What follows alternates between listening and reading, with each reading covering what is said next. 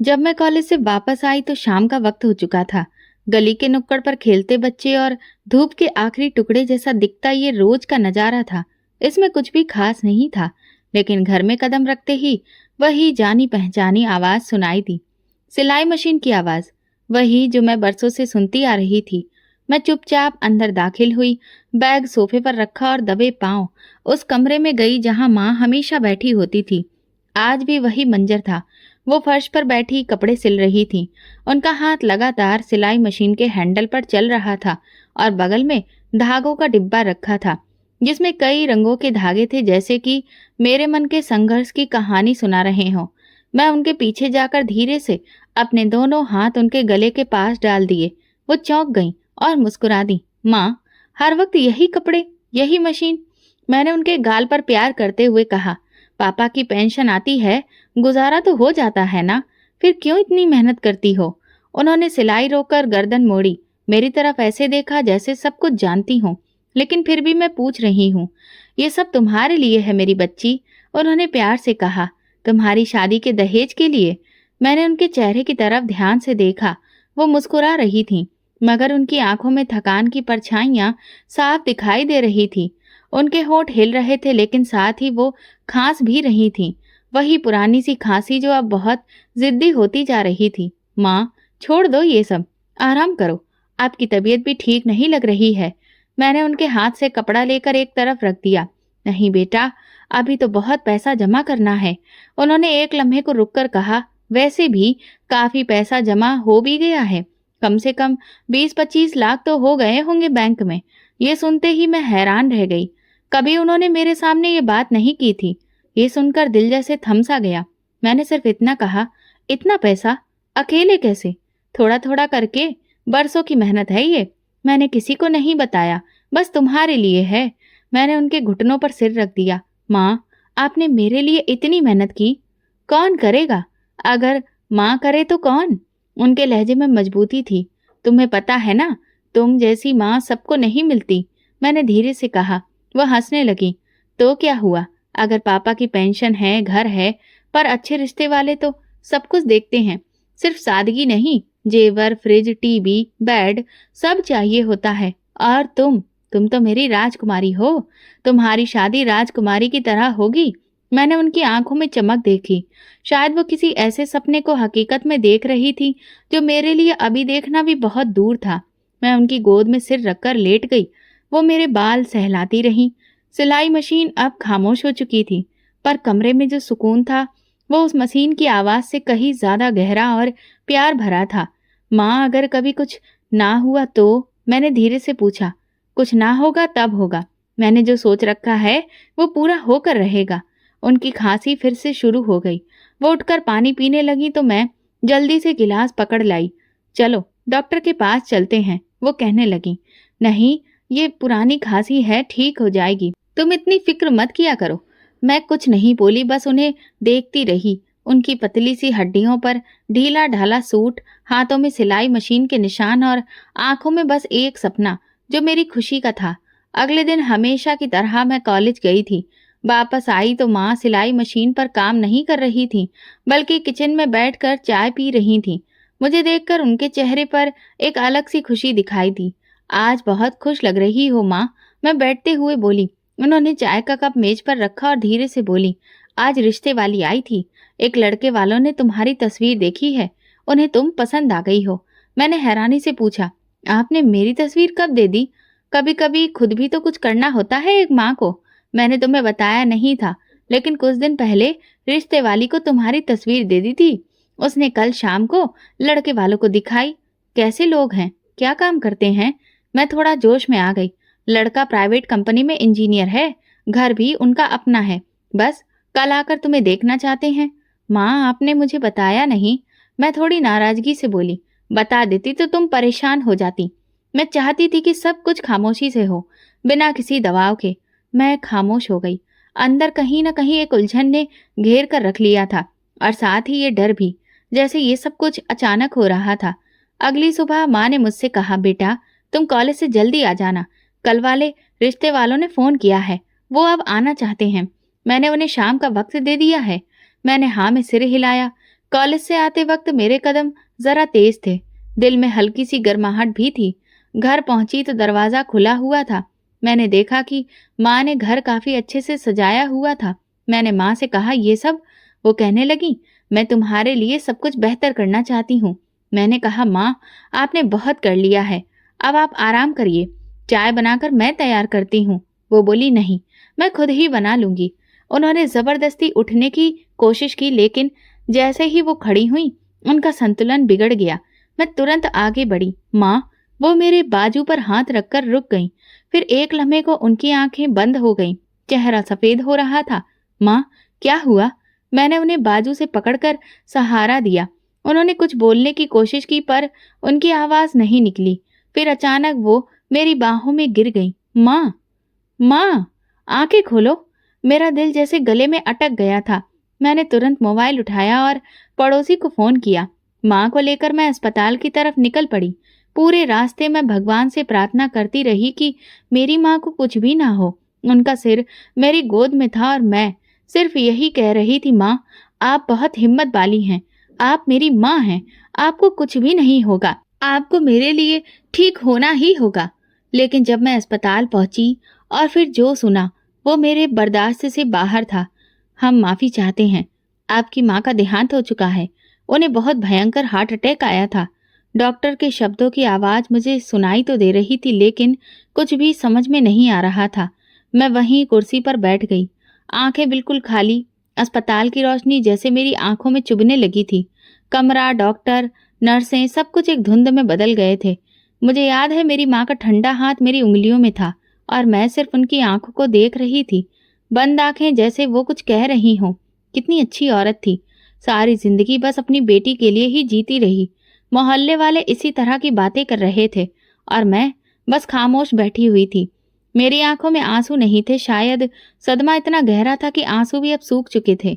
बस अंदर सब कुछ खाली था। ऐसा लग रहा था जैसे किसी ने मेरे पैरों तले से जमीन खींच ली हो। अर्थी, अंतिम यात्रा, अंतिम संस्कार, सब कुछ एक धुंधलके में गुजर गया। मैं हर पल बस यही सोचती रही कि कल वो मेरे लिए चाय बना रही थी और आज राख में बदल चुकी है। कुछ दिन बीते, रिश्तेदारों में से किसी ने फिर से फोन किया। मैंने फोन नहीं उठाया। भला मैं क्या कहती कि जिनके लिए सब कुछ जमा किया था वो अब नहीं रही, कि अब मेरे पास ना तो माँ है और ना ही कोई सहारा। माँ के जाने के बाद पूरा घर जैसे खामोश हो गया था। दीवारों से उनकी आवाजें आती थीं, कमरों में उनकी महक अभी भी बाकी थी और मैं बस जैसे किसी खाली सन्नाटे में रह गई थी। चुपचाप दिन गुजरते रहे। मोहल्ले की कुछ औरतें आती जाती रहीं, पर कोई ऐसा नहीं था जो माँ की कमी को पूरा कर सके। तीसरे दिन मेरी बुआ आई। उनकी आंखें सूजी हुई थीं, साथ में फूफा जी भी थे। घर में दाखिल होते ही बुआ मुझे गले लगाकर रोने लगी। मेरी बच्ची, तेरी माँ तो सब कुछ तेरे लिए करके गई, पर तुझे अकेला छोड़कर चली गई। अब तो हमारे सिवा तेरा कोई नहीं है, इसीलिए अब यहाँ रहने का कोई फायदा नहीं है। अब हमारे साथ चल, आखिर तेरे अपने बस हम ही तो हैं। मैंने सब सुना, लेकिन खामोश पड़ी रही। ना मैं इनकार कर सकी और ना ही हाँ कह सकी। बस ये समझने की कोशिश कर रही थी कि अब जिंदगी कहाँ लेकर जाएगी। बुआ ने कमरे का एक चक्कर लगाया, फिर बोली, ये घर भी अब वीरान हो गया है, इसीलिए तो कह रही हूँ कि अकेली लड़की यहाँ कैसे रहेगी। फिर अगले ही दिन फूफा जी मुझे अपने घर ले आए। सादा सा मोहल्ला, छोटा सा घर, लेकिन अब मुझे एक छत मिल गई थी। शुरू के दिन कुछ अजीब से गुजरे। बुआ मुझे हर वक्त गले लगाकर कहती, तुम हमारी बेटी जैसी हो, अब तुम्हें किसी भी चीज की फिक्र करने की जरूरत नहीं है। मैं हर रात माँ की तस्वीर देखकर सोती और दिल ही दिल में उनसे कहती, माँ, मुझे समझ में नहीं आ रहा कि आगे क्या होगा, लेकिन मैं समझने की कोशिश कर रही हूँ। एक शाम जब सब लोग खाना खा चुके थे, बुआ बर्तन समेट रही थी और मैं किचन में उनकी मदद कर रही थी। अचानक उन्होंने पूछा, बेटा, तुम्हारी माँ कुछ पैसे वगैरह छोड़ गई थी? मैंने धीरे से जवाब दिया, हाँ बुआ, माँ ने बताया था कि तकरीबन 25 लाख रुपए बैंक में जमा हैं। वो सब मेरी शादी के लिए उन्होंने जमा कर रखे थे। बुआ के हाथ रुक गए। बर्तन वहीं छोड़कर वो मुड़ी और मुझसे कहा, इतनी बड़ी रकम, तुम्हें पता है ये रकम तो किसी की पूरी जिंदगी की कमाई होती है। मैंने हाँ में सिर हिला दिया। जी माँ, बहुत मेहनत करती थी, वो चाहती थी कि मेरी शादी अच्छे घर में हो। वो कुछ देर चुप रही, फिर बोली, चलो ऐसा करते हैं, कल बैंक चलते हैं, उन पैसों का ठीक ठाक बंदोबस्त कर लेते हैं ताकि वक्त पर काम आए। तुम्हें रिश्ते के लिए भी तो कुछ तैयारी करनी होगी। मेरे दिल में हल्का सा कुछ खटका सा महसूस हुआ, पर मैंने उसे नजरअंदाज कर दिया। सोचा बुआ बड़ी हैं, उन पर भरोसा तो करना ही पड़ेगा ना। अगले दिन हम बैंक गए। मेरे पास माँ की पासबुक थी और माँ का मृत्यु प्रमाण पत्र भी, जो बैंक में स्टाफ को माँ की मृत्यु की सूचना देने और पूरी रकम निकलवाने के लिए जरूरी था। जब मैंने सारी प्रक्रिया पूरी कर ली तो मुझे एक नया अकाउंट खुलवाने के लिए कहा गया, लेकिन बुआ ने मेरा हाथ पकड़कर कहा, नहीं, ऐसा करो कि ये सारी रकम तुम मेरे अकाउंट में डाल दो, घर जाकर हम सब कुछ समझ लेंगे। ये सुनकर मैं थोड़ा हिचकिचाई, लेकिन उन्होंने मजबूत लहजे में कहा, देखो तुम अब अकेली हो, अगर तुम्हारे साथ कुछ भी हो गया तो फिर ये पैसे कहाँ जाएंगे। मैं तुम्हारी बड़ी हूँ, तुम्हें मुझ पर भरोसा करना चाहिए। मैं सच में उलझन में पड़ गई थी, समझ नहीं आ रहा था कि क्या करूं। वैसे बुआ की बात ठीक थी कि रकम बहुत बड़ी थी और जिम्मेदारी भी, और फिर मैंने सारे पैसे उनके अकाउंट में जमा करवा दिए।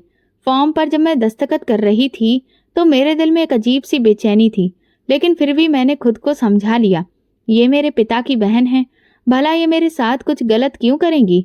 घर जाकर बुआ ने तुरंत मेरे लिए चाय बनाई और नाश्ता तैयार किया। फिर मुझे सामने बिठाकर बोली, अब हम तुम्हारी शादी की तैयारी बहुत अच्छे से करेंगे। तुम्हारी माँ की आखिरी इच्छा थी कि तुम्हें अच्छे घर में विदा किया जाए।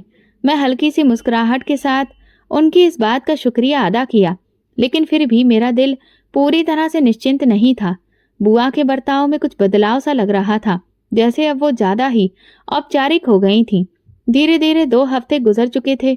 बुआ के घर में मेरी मौजूदगी अब रोजमर्रा का हिस्सा बन चुकी थी। सुबह नाश्ता, दोपहर में उनके काम में हाथ बटाना और शाम को खामोशी से अपने कमरे में बैठे रहना। मेरा दिल कई बार बेचैन होता, लेकिन हालात ने मुझे खामोश रहने पर मजबूर कर दिया था।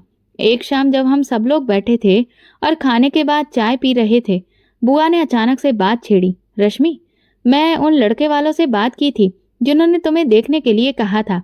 मैंने जैसे ही उनकी बात पर ध्यान दिया, मेरे हाथ में जो चाय का कप था वो हाथ से छूटते छूटते बचा।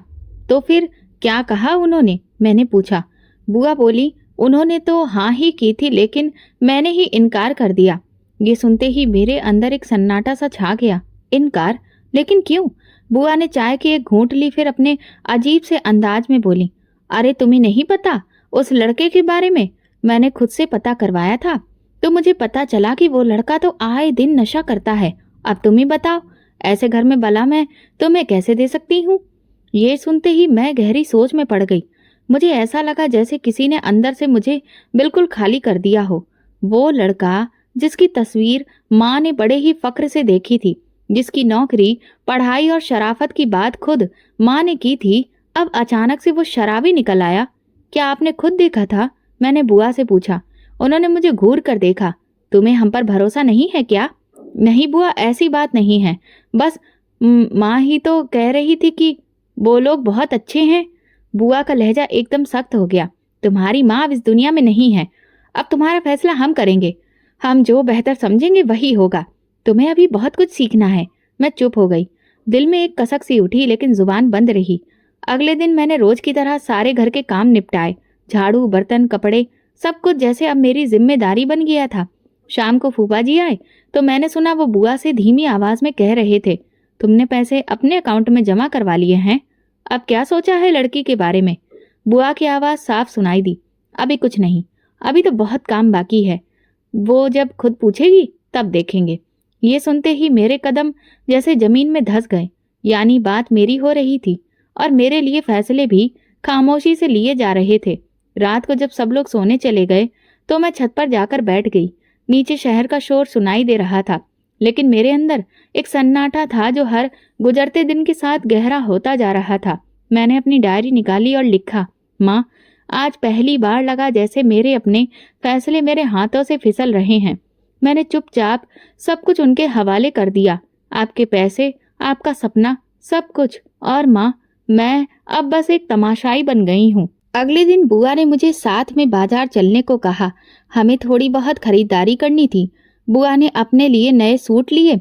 जब मैंने कहा कि मेरे लिए भी कुछ लेना है तो उन्होंने साफ कह दिया, अभी तुम्हारी शादी की तारीख थोड़ी तय हुई है, इसलिए फिजूल खर्ची की क्या जरूरत है। मैं चुप हो गई। वापसी पर वो बैंक के पास से गुजरी तो बोली, पैसे तो सुरक्षित हैं, फिक्र मत करो, तुम्हें जरूरत पड़ेगी तो बताना। मैंने पलटकर नहीं देखा और ना ही कोई जवाब दिया। कुछ दिनों के बाद शाम के वक्त फूफा फिर आए। मैं उस वक्त किचन में चाय बना रही थी जब उनकी आवाज सुनाई दी। इस लड़की को मैंने सारा दिन घर में काम करते देखा है, कब तक ये इस तरह यहाँ रहेगी? तुम इसके लिए कोई रिश्ता क्यों नहीं देखती? बुआ ने हंसते हुए जवाब दिया, ये कोई आसान काम थोड़ी है, अभी तो इसका दिमाग भी बहुत कुछ सीखने वाला है, और वैसे भी इतने लड़के थोड़ी ना है जो हर हफ्ते कोई ना कोई मिल जाए। चाय कप में डालते वक्त मेरे हाथ कांपने लगे। मैंने खुद को संभाला और ट्रे में चाय रखकर उनके सामने रख दी। फूफा जी ने मुझे देखा, कुछ बोलने के लिए होंठ खोले, लेकिन फिर चुप हो गए। शायद उनकी जुबान साथ नहीं दे रही थी। सुबह जब मेरी आंख खुली तो आंगन में पानी बहने की आवाज सुनाई दी। नींद में डूबी आंखें किसी और ही धुन में थीं, लेकिन नींद तुरंत टूट गई। जैसे ही बुआ की आवाज सुनाई दी, अगर उठ गई हो तो बर्तन धो लो, कल रात के भी रह गए थे। मैंने आंखें मसली, दुपट्टा डाला और चुपचाप किचन में चली गई। वहां देखा तो बर्तनों का अंबार मेरा इंतजार कर रहा था। कल के खाने के बाद सब लोग सोने चले गए थे। मैं भी थकान से चूर थी, लेकिन आज उन सबका हिसाब बराबर किया जा रहा था। काम खत्म होते ही आंगन की सफाई करने का हुक्म मिला, फिर कपड़ों की धुलाई। बुआ कहने लगी, नौकरानी ने तो मेरी नाक में दम कर रखा था, इसीलिए मैंने उसे नौकरी से निकाल दिया। वैसे भी छोटा सा घर है, तुम तो सारा काम कर ही लेती हो। मैं हर काम चुपचाप करती। दिन में कॉलेज जाती, शाम को वापस आकर वही रूटीन, वही जिम्मेदारियां। शुरू शुरू में बुआ कहती थी, बेटा तुम बहुत समझदार हो, तुम्हारे बस की बात है।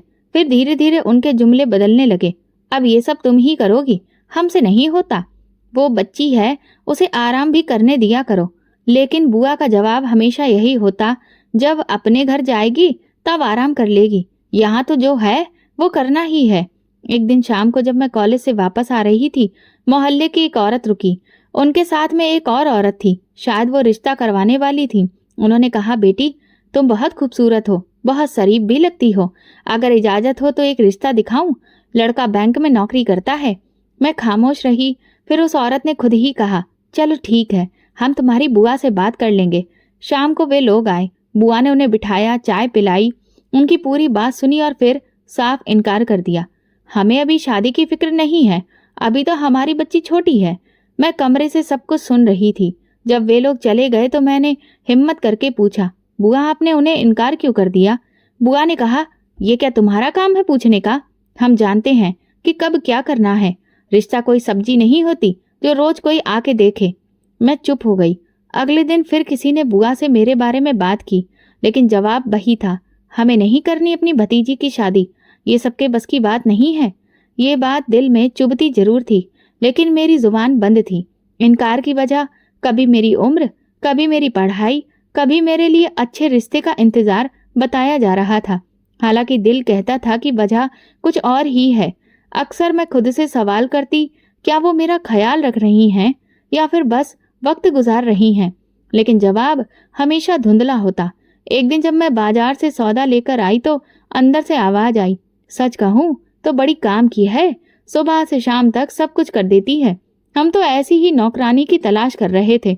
बड़े नसीब वाले हैं जो बैठे बिठाए ऐसी नौकरानी मिल गई। भला किसे फ्री में ऐसी नौकरानी नहीं चाहिए? मेरे कदम रुक गए। कानों में शोर होने लगा। वो शायद अपने किसी रिश्तेदार से फोन पर बात कर रही थी। मैं अंदर गई और चुपचाप सारी चीजें रखकर बाहर आ गई। मेरी खूबसूरती, मेरी मेहनती होना, जो कभी माँ की आंखों की चमक था, अब मेरे लिए बोझ बन गया था। लोग देखते, बात करते, बुआ इनकार कर देती। कुछ लोग तो बार बार आते, लेकिन हर बार जवाब एक ही होता। फूफा की खामोशी अब खटकने लगी थी। वो कुछ कहते नहीं थे, लेकिन बहुत कुछ कहना चाहते थे। शायद सब समझते थे, लेकिन कुछ कह नहीं सकते थे। जब मेरा बीए पूरा हुआ तो दिल में जैसे एक हलचल सी मच गई। मैंने खुद से कहा, अब तो वक्त आ गया है। माँ का सपना, उनकी मेहनत, सब याद आया। हर बार जब भी आईने में खुद को देखा, लगता जैसे कि वक्त रुक नहीं रहा था। उम्र भी अपनी रफ्तार से चल रही थी। हर महीने के साथ रिश्ते भी जैसे महंगे होते जा रहे थे। हर दिन के साथ जैसे दिल में एक नया एहसास जागता। शाम का वक्त था। मैं कपड़े सुखाने के बाद आंगन में बुआ के पास जा बैठी। कुछ देर वो आंखें बंद किए लेटी रहीं। फिर मैंने धीरे से कहा, बुआ, मेरा भी कोर्स पूरा हो गया है। उन्होंने सर हिलाया। अच्छा है, भगवान तुम्हें और तरक्की दे। मैंने अपनी बात जारी रखी। बुआ, मैं चाहती हूँ कि मेरी शादी की बात हो। रिश्ते तो कहीं कहीं से आए, लेकिन बात आगे नहीं बढ़ती। अचानक उनके चेहरे पर तेवर आ गए, जैसे उन्हें कोई नापसंद बात सुनाई दे गई हो। कैसी बेशरम हो तुम, वो बोली। अपने मुंह से कह रही हो कि मेरी शादी करवा दो। जमाना बदल गया है क्या? लड़कियां खुद अपने रिश्ते मांगती हैं। मैं एकदम से चुप हो गई। दिल की धड़कन जैसे रुक सी गई थी। लेकिन बुआ का लेक्चर जारी रहा। हमारे वक्त पर तो लड़कियां आंख उठाकर भी कुछ नहीं कहती थी। और तुम, पढ़ाई लिखाई कर लेने का मतलब ये नहीं होता कि जुबान चलने लगे। मैंने धीरे से सिर झुका लिया। कुछ लम्हों बाद मैंने हिम्मत की। बुआ, माँ ने मेरे लिए पैसे जमा किए थे। वो काफी रकम थी जिससे शादी पूरी हो सकती है। अगर थोड़ी कोशिश की जाए तो सब कुछ हो सकता है। बुआ की आंखों में एकदम से चमक आई, लेकिन उनके होठों पर सख्ती अभी भी कायम थी। कौन से पैसे? कहाँ हैं पैसे? मेरे पास तो कुछ भी नहीं है। मैं हक्का बक्का रह गई। बुआ, वही 25 लाख रुपए जो आपके अकाउंट में जमा कराए गए थे बैंक से। उन्होंने मुझे बीच में ही रोक दिया। 3 साल से खा रही हो, पहन रही हो, पढ़ रही हो, वो सब जमीन से उगा था क्या? ये सब उन्हीं पैसों से था। अब वो खत्म हो गए। मैं बेयकीनी से उन्हें देखती रह गई। 25 लाख रुपए खत्म? तो क्या समझा था? 3 साल की रोटी, तुम्हारे कपड़े, कॉलेज की फीस, इलाज, दवा, सब कुछ मुफ्त में मिल रहा था। तुम्हारे पापा का घर भी तो हमने देखा है। हमारा भी अधिकार है उसमें। मैंने अपना दिल थाम लिया। सब कुछ धुंधला सा हो गया था। मैं कुछ कहना चाहती थी, लेकिन आवाज नहीं निकली। मैं जानती थी कि वो रकम अभी तक बैंक में है। उसका खर्च ऐसा था ही नहीं कि यूं खत्म हो जाता। पर बात रकम की नहीं, भरोसे की थी। जब इंसान बोझ बन जाता है तो सब कुछ बदल जाता है। रात को कमरे में जाकर मैंने माँ की साड़ी निकाली। उस साड़ी में बहुत सारे सपने लिपटे थे। वही साड़ी जिसे माँ मेरे दहेज की चीजों के साथ रखना चाहती थी। मैंने उसे गोद में रखा और चुपचाप बैठ गई। दरवाजे के बाहर से आवाज आई, ये लड़की बहुत तेज हो गई है। आजकल जुबान भी इसकी बहुत चलती है। बुआ शायद फूफा से बात कर रही थी। उनकी आवाज में अब वो मिठास नहीं थी जो शुरू में हुआ करती थी। उसे लगता है कि हमने उसके पैसे हड़प लिए हैं। वो भूल गई है कि हमने उसे अपने पास रखा है। फूफा कुछ भी नहीं बोले, या शायद बोले हों, पर मेरे हक में अब सिर्फ खामोशी ही बाकी थी। अगली सुबह घर के काम के दौरान मैंने उनकी बातों पर ध्यान देना छोड़ दिया। किचन में बर्तन धोती रही। हाथ अपने आप चलते रहे, लेकिन दिमाग एक एक हिसाब जोड़ रहा था। कौन सा दिन था जब मैंने उन पर भरोसा किया, और कौन सा दिन है जब उस भरोसे की कीमत चुका रही हूँ। दोपहर में एक और रिश्ता आया। इस बार वो लोग खुद आए थे। फूफा के जानने वालों के रिश्तेदार थे। मुझे देखकर उनके चेहरे खिल गए। मैं उन्हें पसंद भी आ गई थी। लेकिन जवाब वही था, अभी हम शादी नहीं करना चाहते। मैंने पहली बार अंदर ही अंदर खुद से सवाल किया, क्या सपने सिर्फ तब तक खूबसूरत होते हैं जब तक वो हकीकत ना बन जाएं? शाम को मैं छत पर बैठी थी। नीचे गली में बच्चों का शोर था। दूर कहीं आरती की आवाज आ रही थी। आसमान पर कुछ बादल तैर रहे थे। माँ की वो बात याद आई, तुम्हारी शादी राजकुमारी की तरह होगी। मैंने आसमान की तरफ देखा। कहाँ राजकुमारी और कहाँ ये हाल। अब तो सपने भी बोझ बन चुके थे, और उन बोझों का वजन इतना भारी था कि मेरी कमर झुकने लगी थी। मैंने दिल में फैसला किया, अगर ये सब कुछ ऐसे ही चलता रहा तो अब मुझे खुद ही कोई ना कोई रास्ता निकालना होगा। ये खामोशी और ज्यादा बर्दाश्त नहीं हो सकती। सपने अगर बोझ बन जाएं तो या तो उन्हें पूरा करना पड़ता है या फिर दफन। पिछले कुछ दिनों से मेरे मन में सिर्फ एक ही बात चल रही थी, क्या वो सब सच था जो बुआ ने कहा? क्या सच में वो 25 लाख रुपए खत्म हो गए हैं? क्या माँ की बरसों की मेहनत यूं ही 3 साल में मिट्टी हो गई? मेरे सवाल बढ़ते जा रहे थे। सुबह जब मैं बचे हुए बर्तन धो रही थी तो मुझे एक ख्याल आया। मैं किचन से निकलकर धीरे से कमरे में रखे पुराने बैग से बैंक की रसीदें निकाल लाई। वे वही रसीदें थीं जिन पर मेरे दस्तखत थे और जिनमें साफ साफ लिखा था कि पैसे बुआ के अकाउंट में जमा हुए थे। मैंने पूरी शाम उन रसीदों को दोबारा पढ़ा। रकम, तारीख, दस्तखत, सब कुछ साफ था। दिल में एक बात और साफ होती जा रही थी, सच छुपाया गया है, और अगर मैं अभी भी खामोश रही तो सब कुछ जाता रहेगा। अगले दिन नाश्ते के बाद जब बुआ आंगन में चाय पी रही थी, मैंने उनके सामने वो रसीदें रख दी। बुआ ये देखिए, आपने खुद मेरे सामने बैंक में ये रसीद ली थी। इतनी रकम 3 साल में खत्म नहीं हो सकती। बुआ ने एक नजर रसीदों पर डाली, फिर दांत पीसते हुए बोली, और ये रसीदें साबित करती ही क्या हैं? ये तो पुरानी बात है। अब कुछ भी नहीं बचा। कैसे नहीं बचा? मैंने कहा, मैंने हिसाब लगाया है। साल भर में इतने पैसे किसी के खाने पीने में खत्म नहीं होते। बुआ ने चाय रख दी और सीधी होकर बैठ गई। तुम्हारा मतलब है कि हम झूठ बोल रहे हैं? हमने तुम्हें पाला पोसा, छत दी, खाना दिया, पढ़ाया, और अब तुम हमें हिसाब दे रही हो? मैंने धीमे लहजे में कहा, बुआ मैं सिर्फ सच जानना चाहती हूँ। ये पैसे मेरी माँ ने मेरी शादी के लिए रखे थे। उन्होंने गुस्से से मेज पर हाथ मारा। तुम्हारी माँ तो चली गई, अब हम हैं, और हम जो चाहेंगे वही होगा। पैसे थे लेकिन खत्म हो गए, और अब बात भी खत्म। मैं अपनी जगह से उठकर बोली, ना वो घर मेरा रहा और ना ये पैसे। फिर मुझे यहाँ पर क्यों रखा है? सिर्फ काम करवाने के लिए? बुआ की आंखों में जैसे शोले भड़क उठे। उन्होंने आगे बढ़कर मेरे गाल पर जोर का थप्पड़ मारा। तुम जैसी नमक हराम लड़कियां ही बड़ी होकर जवान दराजी करती हैं। हमने तुम्हारे सिर पर साया रखा और तुम हमें ही कटघरे में खड़ा कर रही हो। मेरी आंखों के सामने धुंध छा गई थी, लेकिन मैं पीछे नहीं हटी। आपने मुझे अपने सिर पर नहीं बल्कि गुलाम बनाकर रखा है। माँ की अमानत को आपने अपना हक समझ लिया है। ये सुनकर वो और भी ज्यादा भड़क गई। दूसरा थप्पड़ उससे भी ज्यादा जोर का पड़ा था। मेरी आंखों से आंसू टपक पड़े, लेकिन जुबान पर अभी भी कोई कपकपाहट नहीं थी। फूफा कमरे से निकले और चिल्लाकर बोले, ये क्या तमाशा लगा रखा है? बुआ ने उनकी तरफ देखा। ये हमें चोर कह रही है, हम पर इल्जाम लगा रही है। मैं फूफा जी की तरफ देखकर बोली, आप सब कुछ जानते हैं, प्लीज सच बोलिए। फूफा जी कुछ लम्हे चुप रहे, फिर बेजारी से बोले, देखो जो होना था हो गया, अब बात बढ़ाने का कोई फायदा नहीं। उनकी बात सुनकर मुझे ऐसा लगा जैसे किसी ने मुझे जमीन पर पटक दिया हो। जिसे मैं अपनी आखिरी उम्मीद समझ रही थी, वो भी उनके साथ ही खड़ा था। मैं कमरे में वापस चली आई। आंखों से बहते आंसू थमने का नाम नहीं ले रहे थे। रात भर नींद नहीं आई। हर पल वही लम्हा याद आता रहा जब मैंने उन लोगों पर सादगी से भरोसा किया था, जब बैंक में खड़ी होकर मैंने पैसे उनके अकाउंट में जमा करवाए थे, जब उन्होंने मेरी माँ के सपनों का वास्ता देकर कहा था, बेटी हम तुम्हारी शादी करेंगे। अब वो सब एक झूठ लग रहा था। मुझे सिर्फ इस्तेमाल किया गया था, सपने दिखाकर, वादे करके, और आखिर में मुझे मेरी ही अमानत से बेदखल कर दिया गया था। सुबह हुई तो दरवाजे के बाहर 2 औरतें बात कर रही थीं। एक ने कहा, सुना है लड़की ने बदतमीजी की है, अब इसे निकाल ही देना चाहिए। मैं अंदर से सुन रही थी और दरवाजा बंद कर लिया। सोच लिया था अब मैं खामोश नहीं रहूंगी। ये सब कुछ अब और नहीं झेलूंगी। अपनी माँ की कुर्बानियों को मिट्टी में नहीं मिलने दूंगी। मैंने शीशे में अपना चेहरा देखा। एक तरफ थप्पड़ का निशान था, लेकिन उसके नीचे मेरी आंखों में एक नई रोशनी थी। फैसला हो चुका था। अब मैं लड़ूंगी, अपने लिए, अपनी माँ के सपनों के लिए।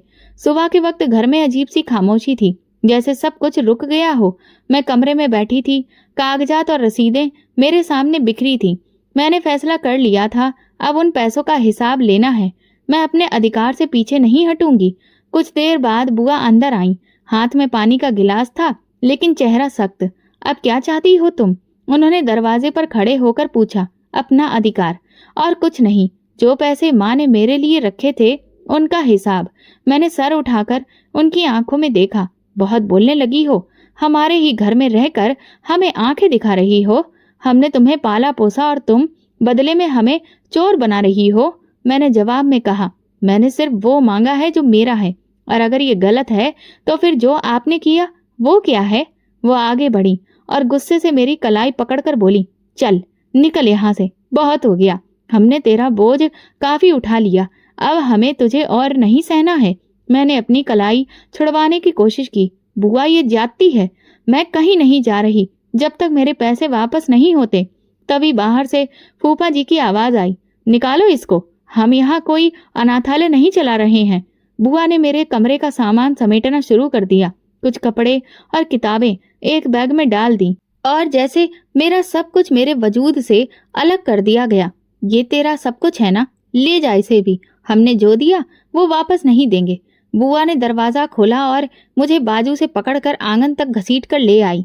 हम पर इल्जाम लगाने से पहले अपने गिरेबान में झांक ले। आजकल की लड़कियां सिर्फ जुबान चलाती हैं। हमने मोहल्ले भर में इज्जत कमाई है। तू एक लावारिस लड़की है और इसे खराब नहीं कर सकती। बुआ ने दरवाजा खोला और एक जोरदार धक्के से मुझे बाहर निकाल दिया। जा, जैसे आई थी वैसे चली जा, हमें ना अब तेरी शक्ल देखनी है ना सवाल सुनने हैं। मैं सड़क पर गिर गई। एक एक करके दरवाजे खुलने लगे। मोहल्ले की औरतें खिड़कियों से झांकने लगी। क्या हुआ?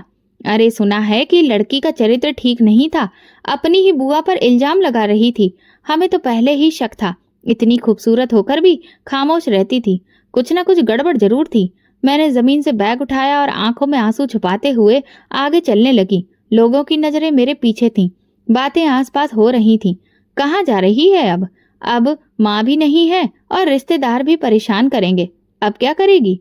मेरे कदम खुद ब खुद चल रहे थे। मैं नहीं जानती थी कि कहाँ जा रही हूँ। गली से निकलकर सड़क पर आ गई। गाड़ियां गुजर रही थीं। लोग अपने अपने कामों में व्यस्त थे, लेकिन मेरी दुनिया जैसे रुक गई थी। मैं एक बेंच पर बैठ गई, बैग साथ में रखा और दिल जोर जोर से धड़क रहा था। सिर्फ एक सवाल था, अब कहाँ जाऊं? शाम होने लगी, आसमान में अंधेरा छाने लगा और मेरा दिल डर से भरने लगा। मैंने चारों तरफ देखा, हर चेहरा अजनबी लगा। मेरी जेब में बस कुछ रुपए ही थे, जो पिछले महीने की फीस से बच गए थे। लेकिन ये पैसे कब तक चलते और मैं कहाँ ले जाती? बेंच पर बैठी मैं एक औरत को देख रही थी, जो कुछ लम्हे पहले ही मेरे सामने आकर रुकी थी। उसके कपड़े मैले थे, चेहरा झुर्रियों से भरा हुआ और आंखों में एक अजीब सी चमक थी। उसने मेरे सामने रोटी रखी और खुद भी जमीन पर बैठ गई। बेटी, ये दुनिया कुछ नहीं देती उन लोगों को जो बस रोते रहते हैं। जो उठते हैं वही अपना हिस्सा खुद खींच लेते हैं। मैंने सिर झुकाया और आंखों से आंसू रुक नहीं रहे थे। कुछ बताएगी? तेरे चेहरे पर जो दुख है वो मैंने कई बार देखा है। बोल, शायद कोई रास्ता निकल आए। मैं रुक रुक कर कहना शुरू किया। पहले सिर्फ इतना कहा कि माँ नहीं रही, फिर धीरे धीरे सब कुछ बोल दिया। किस तरह माँ ने पैसे जोड़े, कैसे बुआ ने वादे किए और फिर धक्के देकर निकाल दिया। मैं कुछ देर बोलती रही, वो सुनती रही। उसकी आंखों में हमदर्दी थी, लेकिन कोई दिखावे की नमी नहीं। वो जैसे हर शब्द अंदर उतारती जा रही थी। तो माँ की अमानत लेकर घर से निकल गई है, वो भी अपने ही रिश्तेदारों के हाथों, उसने धीमे लहजे में कहा। और मैंने सिर हिलाया। वो कुछ देर खामोश रही, फिर अपने दुपट्टे से एक मोबाइल निकाला। मुझे हैरत हुई कि एक भिखारिन के हाथ में फोन। उसने तेजी से एक नंबर मिलाया और कोने में जाकर बात करने लगी। मैंने सुनने की कोशिश नहीं की, बस उसे देखती रही। कुछ मिनट बाद वो वापस आई। तेरा इंतजाम हो गया है, उसने मुझे देखा। लेकिन अब जो करना है वो तुझे ही करना है। अगर खुद पर भरोसा है तो दरवाजे खुलते देर नहीं लगती। मैं हक्का बक्का उसे देख रही थी। कल सुबह कुछ लोग आएंगे, तू बस हिम्मत मत हारना। मैं कुछ बोल न सकी, सिर्फ हाँ में सिर हिला दिया।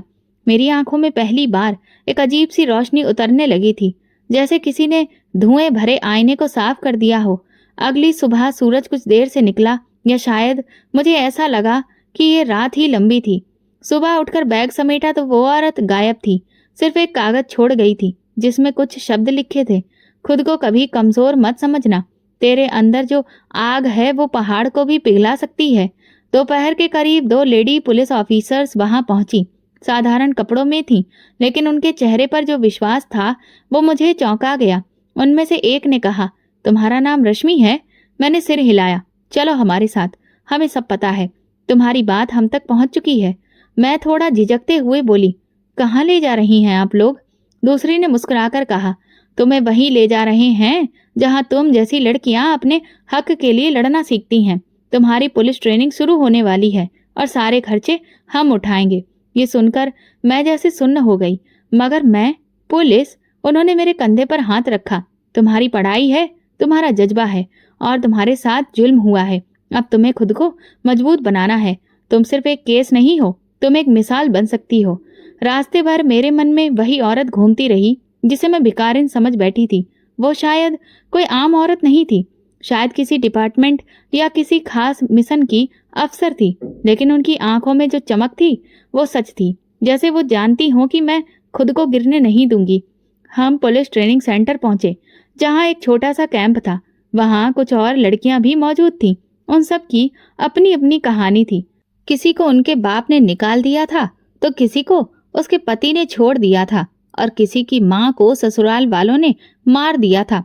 मैंने वहां सीखा कि कमजोर वो नहीं होते जिनके पास कुछ भी नहीं होता, बल्कि कमजोर वो होते हैं जो लड़ना छोड़ देते हैं।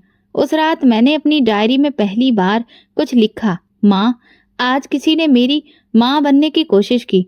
उस औरत ने मेरे अंदर की वो रोशनी जगा दी जो मैं खुद ही भूल गई थी। अगर मैं कुछ बन गई तो सिर्फ इसलिए कि किसी ने मुझे भिखारी नहीं एक इंसान समझा। मेरी ट्रेनिंग की शुरुआत हुई। दिन लंबे थे, दिन थक जाता था, लेकिन फिर भी एक सुकून था। मैं जानती थी कि ये सफर आसान नहीं है, लेकिन बहुत जरूरी है। अब मैं किसी पर बोझ नहीं थी। अब मैं खुद एक नई बुनियाद रख रही थी और कहीं न कहीं उस औरत से मिलने के बाद और ज्यादा मजबूत होती जा रही थी। भगवान अनाथों के सिर पर हाथ रखता है, बस हिम्मत नहीं हारना। ट्रेनिंग का पहला दिन शुरू हुआ तो मुझे पहली बार एहसास हुआ कि असली सफर तो अब शुरू हुआ है। सुबह 4 बजे की शुरुआत, गहरे अंधेरे में लाइन में खड़े चेहरे और सख्त लहजे में दिए गए आदेश। हर लम्हा एक परीक्षा था। शरीर के साथ साथ दिमाग भी लगातार आजमाइशों में था। इंस्पेक्टर सानिया जो हमारी कोच थी, पहली बार सामने आई तो उनकी आंखों में जो शक्ति थी वो उनके शब्दों से ज्यादा साफ झलक रही थी। यहाँ जज्बात लेकर नहीं आए हो, उन्होंने कहा। यहाँ सिर्फ अनुशासन, हिम्मत और सहनशीलता ही तुम्हारे काम आएगी। अगर ये 3 चीजें नहीं है तो बाहर का रास्ता सामने है। मैंने उनकी बात सुनी और आंखें नीचे रख ली, लेकिन दिल में कुछ और ही चल रहा था। माँ का चेहरा, वो 25 लाख रुपए, वो सिलाई मशीन और बुआ की चीखने चिल्लाने की आवाजें, सब एक साथ मन में घूम रहे थे। पहली बार मैं 2 किलोमीटर की दौड़ थी। गर्मी में सांसें टूट रही थी, पसीना आंखों में चुभ रहा था, लेकिन मैंने हार नहीं मानी। साथ वाली लड़की नीचे गिर गई, उसकी सांस फूल गई, लेकिन मैंने अपने कदम धीमे नहीं होने दिए। मैंने दिल में एक ही बात ठान ली, माँ मैं आपका सपना हूँ और मुझे पीछे नहीं हटना। दिन भर की कठिनाइयों के बाद जब रात को बिस्तर पर लेटती थी तो शरीर दर्द कर रहा होता था, लेकिन नींद नहीं आती थी। मैंने चुपके से वो तस्वीर निकाली जो मैं अपने साथ लाई थी। माँ, आपने जो मेरे लिए सोचा है वो सब मैं अपने हाथों से हासिल करूंगी। कुछ लड़कियां मुझे अजीब नजरों से देखती थीं। उन्हें पता चल चुका था कि मैं कहाँ से आई हूँ। कुछ मुझसे दूरी बनाए रखती तो कुछ तंज कसती थीं, लेकिन मैंने कभी किसी की तरफ पलट कर नहीं देखा, क्योंकि मैं सिर्फ अपने रास्ते पर थी। एक दिन शारीरिक सहनशीलता की परीक्षा हुई। रेत के मैदान में 2 घंटे का मार्च, वो भी बिना किसी सुरक्षा के। मेरे घुटनों पर जख्म आ गए, लेकिन मैंने सर से कुछ भी नहीं कहा। हेड ने कहा, जो हार मानते हैं वो नाकाम हैं, लेकिन जो अपने दर्द से सीखते हैं वही कामयाब होते हैं। मैंने खुद से कहा, मेरा दर्द मेरी कमजोरी नहीं है, बल्कि मेरा हथियार है। ट्रेनिंग के दौरान एक दिन इंस्पेक्टर सानिया ने मुझे ऑफिस में बुलाया और कहा, रश्मि, तुम्हारे अंदर कुछ अलग है, कुछ ऐसा जो हर किसी में नहीं होता। मैंने नजरें नीचे कर ली और बस इतना कहा, मेरी माँ ने सपने देखे थे और मुझे उन्हें पूरा करना है। वो बोली, तो याद रखो, अब तुम पीछे नहीं जा सकती। तुम्हारे रास्ते अब सिर्फ आगे हैं, और अगर तुमने हार मानी तो सिर्फ खुद को नहीं, उन सबको मायूस करोगी जो तुम्हें मिसाल मानकर जीने का हौसला रखते हैं। उनकी बातें मेरे दिल में उतर गईं। उस रात पहली बार मैंने अपनी डायरी में सिर्फ एक बात लिखी, अब मैं रुकूंगी नहीं। ट्रेनिंग के आखिरी हफ्ते में एक फिजिकल टेस्ट हुआ। वही दौड़, वजन के साथ रुकावटों को पार करना और टारगेट शूटिंग। मेरे ग्रुप की सबसे तेज लड़की हेमा थी। वो कहती थी, रश्मि, तुम तो बिल्कुल कोई फिल्मी कैरेक्टर लगती हो, और मैं बस मुस्कुरा देती थी। मेरी फिल्म का इंसाफ अभी बाकी है। वो हंसती और कहती, अच्छा तो फिर विलेन कौन है? मैं कहती, वो जो रूप लेकर दूसरों के सपनों को खत्म करते हैं। फिर आखिरी दिन आया। हम सब लाइन में खड़े थे। वर्दी हाथ में दी गई। जब मैंने पहली बार खाकी रंग की पुलिस यूनिफॉर्म पहनी तो एक पल के लिए माँ का चेहरा मेरी आंखों के सामने आ गया। वही फक्र भरी आंखें, वही चमक। इंस्पेक्टर सानिया ने मुझे बैच लगाया और कहा, बधाई हो, अब तुम सिर्फ रश्मि नहीं, ऑफिसर रश्मि हो। पूरी ट्रेनिंग आंखों के सामने घूम गई। वो रातें, वो धक्के, वो औरत जिसे मैं बेकार समझ बैठी थी, वो बेंच, सब कुछ। मैंने दिल में सिर्फ एक बात कही, माँ, अब आपकी बेटी अपने पैरों पर खड़ी हो गई है, मजबूत, आत्मविश्वास से भरी और आपके सपनों को पहचान देने वाली। जब मैंने पहली बार थाने की दहलीज पर कदम रखा तो दिल में एक अजीब सी हलचल थी। ये वही रश्मि थी जो कभी सड़क के किनारे मदद के लिए बैठी थी, लेकिन अब हर कदम में एक भरोसा था। हर सांस के साथ मन में बस एक ही बात चल रही थी, अब मैं कभी किसी की बेटी को रोने नहीं दूंगी। पहले कुछ दिनों में मुझे जमीनी फील्ड ड्यूटी की जिम्मेदारियां सौंपी गईं। एक रोज जब एक जमीन पर धोखाधड़ी का केस सामने आया तो मुझे खुद अपने साथ बिताए हुए वो पल याद आ गए। लोगों का भरोसा तोड़ना, किसी की मजबूरी का इस्तेमाल करना और उसे खामोशी से बर्दाश्त करने पर मजबूर करना, ये सब सिर्फ कहानियों में नहीं होता। मैं ये सब खुद जी चुकी हूँ। उसी रात मैंने पुराने दस्तावेज निकाले, वही रसीदें, वही माँ का बैंक स्टेटमेंट, सब कुछ जो मैंने कभी छुपा कर रखा था अब वक्त आ चुका था। अगले दिन मैंने कोर्ट जाकर एक साधारण सी फाइल तैयार करवाई जिसमें धोखाधड़ी और जायदाद पर कब्जे का आरोप दर्ज था। नाम दर्ज किए गए मेरी बुआ और फूफा के, लेकिन जैसे ही केस दर्ज किया अंदर से एक बोझ उतर गया। ऐसा महसूस हुआ जैसे बरसों बाद किसी ने मेरी आवाज सुनी हो। आपको यकीन है कि आप ये कार्रवाई करना चाहती हैं? इन्वेस्टिगेशन ऑफिसर ने पूछा। जी, ये मेरा सिर्फ निजी नहीं कानूनी फैसला भी है, मैंने साफ शब्दों में कहा। फाइल आगे बढ़ाई गई और कुछ ही दिनों बाद उन्हें कोर्ट से नोटिस जारी हो गया, लेकिन बुआ की प्रतिक्रिया वही थी जो हमेशा रही, इनकार करना और ये कहना कि उन पर झूठा इल्जाम लगाया गया है। हमने इस लड़की को पाला और अब यही हमें पुलिस बुलवा कर बदनाम कर रही है। उनकी ये बात रिकॉर्ड पर दर्ज थी जो अब सबूत बन चुकी थी। अदालत का पहला दिन आया। मैं वर्दी में नहीं, एक सामान्य सलवार सूट में कोर्ट पहुंची, लेकिन चेहरे पर गर्व था। वकील ने औपचारिक सवाल पूछे। आपके पास क्या सबूत है कि रकम उनके अकाउंट में जमा हुई थी? मैंने बैंक की स्टाम्प लंगी रसीद पेश की जो 3 साल पहले उनके खाते में रकम जमा करने पर मिली थी। क्या आपके पास कोई प्रमाण है कि ये घर आपके पिता की कमाई से बना था? मैंने पापा के ऑफिस का वो लेटर पेश किया जिसमें उन्हें इस मकान का मालिकाना हक और प्लॉट अलॉट होने की पुष्टि थी। जज ने फाइल बंद करते हुए कहा, सबूत स्पष्ट और विश्वसनीय हैं। अदालत इस मामले में निर्णय सुरक्षित रखती है। कुछ दिनों बाद फैसला आया। मुझे मेरे पिता के मकान का कानूनी हक और साथ ही 25 लाख रुपए का हर्जाना लौटाने का आदेश दिया गया। ये सुनकर मेरा दिल रुक सा गया। ये वही पल था जिसके लिए मैंने खुद को दोबारा जोड़ा था। कोर्ट से बाहर निकलते वक्त बुआ ने मेरी ओर देखा। उनकी आंखों में अब वो पुराना गुरूर नहीं था। फूफा भी खामोश खड़े थे। मैं बस उनके पास से गुजरती हुई इतना बोली, ये बदला नहीं, अधिकार था जो आपने मुझसे छीना था, वो आज कानून ने मुझे लौटा दिया है। इसके बाद मैं सीधे उस घर के दरवाजे पर पहुंची जहां मेरा बचपन बीता था। दरवाजा खोला, आंगन वैसा ही था, लेकिन खामोशी कुछ बदल चुकी थी। कमरे की दीवारों पर अभी भी माँ की सिलाई मशीन के निशान बाकी थे। मैंने आसमान की ओर देखकर बस इतना कहा, माँ, आपकी बेटी ने अपना वादा पूरा कर दिया है। आपके सपने को मैंने इंसाफ की रोशनी में बदल दिया। उस रात ऐसा महसूस हो रहा था जैसे सब कुछ अपनी जगह पर लौट आया हो। कुछ दिन बाद वो औरत जिसे मैं पहली बार सड़क पर मिली थी दोबारा मिली। इस बार उसका चेहरा साफ था और कपड़े सलीके से थे। मैंने तुमसे कहा था ना कि हिम्मत मत हारना, मैं मुस्कुराकर बोली। आपने मेरे लिए जो किया मैं उसे जिंदगी भर नहीं भूलूंगी। उसने मेरा हाथ पकड़ा और कहा, अब तुम दूसरों के लिए वो रोशनी बनो जो तुम्हें रास्ता दिखा गई थी। मैंने सिर हिलाया।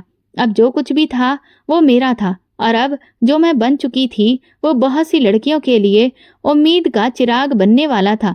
वो दिन गर्म था मगर मेरे चेहरे पर सुकून था। थाने में मेरी ड्यूटी सुबह 7 बजे से शुरू होती थी। अब मेरी पहचान थी, मेरी वर्दी, मेरा बैच, मेरी सजा। कुछ अफसर मुझे सैल्यूट करते थे और कुछ मेरी राय लेने में हिचकते नहीं थे। मैं जानती थी कि जो फैसला मैंने अपनी माँ के नाम पर लिया था वो अब मेरी इज्जत और पहचान बन चुका था। दोपहर को खबर मिली कि थाने के बाहर 2 मेहमान मेरा इंतजार कर रहे हैं। मैं जैसे ही बाहर निकली, सामने वही 2 चेहरे खड़े थे, बुआ और फूफा। ना चेहरे पर पुराना गुरूर था, न गुस्सा, बस एक शर्मिंदगी थी जो बरसों बाद सच का आईना देखने के बाद आती है। क्या अंदर आना चाहेंगी? मैंने औपचारिकता से पूछा। बुआ ने नजर झुकाकर कहा, हम बस तुमसे मिलने आए थे। मैंने सिर हिलाया और फिर उन्हें अंदर बुला लिया। हम ऑफिस में आमने सामने बैठे हुए थे। कुछ पल खामोशी में गुजरे। फिर बुआ ने कहा, हमें अंदाजा नहीं था कि तुम यहाँ तक पहुँच जाओगी। हमसे गलती हुई, बहुत बड़ी गलती। हम शर्मिंदा हैं। मैंने सब सुना और फिर नरमी से कहा, वक्त के साथ हर इंसान बदल सकता है, लेकिन कुछ फैसले कभी मिटते नहीं। आपने जो किया वही मेरी जिंदगी की नींव बना, इसीलिए मैं शिकायत नहीं करती। बुआ ने धीरे से पूछा, अब तुम खुश हो? मैंने पहली बार मुस्कुराकर कहा, बहुत, और सुकून में भी। वो दोनों इजाजत लेकर जाने लगे तो मैंने बस इतना कहा, शायद भगवान ने आपको मेरी जिंदगी में एक वजह से भेजा था और मैंने वो वजह पहचान ली है। अगले हफ्ते मेरी एक केस पर मीटिंग थी। वापसी पर रास्ते में डिप्टी इंस्पेक्टर ने हमारी पास वाली सीट पर बैठे हुए एक अफसर की ओर इशारा करते हुए कहा, इंस्पेक्टर नमन, ये रश्मि है, हमारी बेहतरीन ऑफिसर्स में से एक। नमन ने हल्के मुस्कान के साथ हेलो कहा। मैंने भी मुस्कुराकर जवाब दिया। मुलाकात मामूली थी, लेकिन उन दिनों वही मामूली बातें ही बदलाव की शुरुआत कर रही थी। कुछ महीने गुजरे। काम के दौरान हम कई बार एक ही जगह पर तैनात रहे। नमन थोड़ा कम बोलता था, लेकिन जब वो बोलता था तो उसके शब्दों में गहराई होती थी। एक दिन इंस्पेक्टर सानिया ने मजाक में कहा, रश्मि, तुम और नमन एक टीम में बहुत अच्छे लगते हो। मैं हंस पड़ी। हम दोनों ज्यादा बोलने वालों में से नहीं थे, शायद इसीलिए वक्त के साथ बातें बढ़ती बनती गईं। नमन ने अपनी जिंदगी के किस्से सुनाए और मैंने अपनी। एक दिन उसने संजीदगी से कहा, तुम जैसी लड़की जो जमीन से उठकर आसमान तक पहुंची है, अगर तुम साथ हो तो जिंदगी की हर मुश्किल आसान हो सकती है। मैंने कुछ नहीं कहा, बस माँ की तस्वीर को देखकर खुद से ये सवाल किया, माँ क्या आप यही चाहती थीं? जवाब दिल से आया, वो जो तुम्हें इज्जत दे वही तुम्हारे काबिल है। कुछ महीने बाद हमारी शादी सादगी से हुई। हमारे कुछ साथी अफसर और कुछ करीबी लोग शादी में शामिल हुए। न कोई दिखावा, न कोई कीमती जेवर, बस दो बराबर के लोग जिन्होंने एक दूसरे की आंखों में सच्चाई देखी। शादी के बाद मैंने माँ की तस्वीर हाथ में लेकर कहा, माँ, मैंने आपका सपना पूरा किया। मैं किसी के सहारे से नहीं बल्कि अपने कदमों पर चलकर ये मुकाम पा पाई हूँ जहाँ आप मुझे देखना चाहती थी। कुछ दिनों बाद मैंने वो घर पूरी तरह से अच्छे से रेनोवेट करवाया जो कभी मेरे बचपन का हिस्सा था। पुरानी दीवारों को रंग करवाया, सिलाई मशीन को वैसे ही एक कोने में रखा जैसी वो माँ के समय में थी। हर सुबह जब भी वर्दी पहनकर निकलती तो मेरे दिल में ये जज्बा होता कि ये नौकरी सिर्फ मेरे जीवन को चलाने का एक हिस्सा नहीं बल्कि मेरी पहचान है। मैं हर उस लड़की के लिए खड़ी थी जो कभी अनाथ हुई, बेसहारा हुई या किसी ने उसके सपनों को चुराया। आज अगर कोई कहता कि ये वही लड़की है जिसे उसके रिश्तेदारों ने धक्का दिया था तो मैं मुस्कुराकर देखती। आज मैं वही धक्के किसी और को खाने नहीं देती। रात को डायरी के पन्नों पर मैंने लिखा, मैं अनाथ हूँ लेकिन बेसहारा नहीं। भगवान मेरे साथ है, मेरी माँ का आशीर्वाद मेरे साथ है। कहानी भले ही पूरी नहीं हुई थी, लेकिन सपनों को उड़ान मिल चुकी थी और हर सुबह मेरी कलम से एक नई कहानी लिखी जा रही थी। ये कहानी हमें सिखाती है कि अगर नीयत सच्ची हो, माँ का आशीर्वाद साथ हो और भगवान आपके लिए रास्ता बनाता चले तो वो आपको कभी भी गिरने नहीं देगा। तो दोस्तों, अगर आपको हमारी ये कहानी पसंद आई हो तो प्लीज कमेंट करके जरूर बताएं। वीडियो को लाइक करें और ज्यादा से ज्यादा शेयर करें। अगर आप चैनल पर नए हैं तो सब्सक्राइब जरूर करें और नोटिफिकेशन बेल दबाएं ताकि अगली अपडेट सबसे पहले आपको मिले। धन्यवाद।